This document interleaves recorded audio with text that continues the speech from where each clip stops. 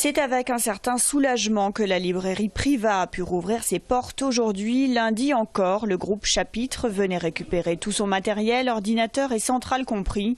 Après quelques déboires informatiques, ça y est, c'est fait. On est content de redevenir indépendant, parce que moi j'ai connu les deux, parce que moi je suis donc à la librairie Priva depuis 1991, donc j'ai vu tous les changements de la librairie. On va pouvoir faire un peu le coup de cœur du libraire, sachant qu'il faut aussi être à l'écoute du client, ce qui est notre base. Une renaissance pour les 16 salariés à qui mi-avril on annonçait la fermeture probable de la librairie. Aujourd'hui, il faut redynamiser l'établissement sur ses points forts, le régionalisme, les sciences humaines et la réintégration des ouvrages de médecine à partir de janvier 2014. C'est en tout cas la volonté de Benoît Bougerolles, le propriétaire de la Maison du Livre de Rodez, qui vient de racheter la librairie. On considère dans notre analyse économique qu'à peu près les 2/3 des coûts sont des pertes liées au groupe.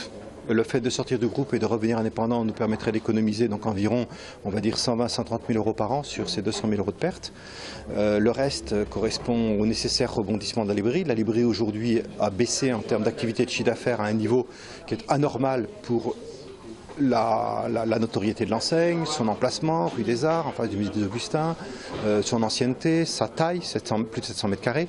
On était à un niveau de chiffre d'affaires qui était devenu ridiculement bas et qui est lié au dysfonctionnement perpétuel du groupe Chapitre, plus la perte d'autonomie des libraires. 10 000 références vont ainsi être ajoutées au fond de la librairie. Autre bonne nouvelle peut-être, la loi anti-Amazon adoptée à l'unanimité par les députés, le géant américain ne pourra plus cumuler la gratuité des frais de port du livre avec la remise autorisée de 5%. Le site de Priva devrait être opérationnel la semaine prochaine.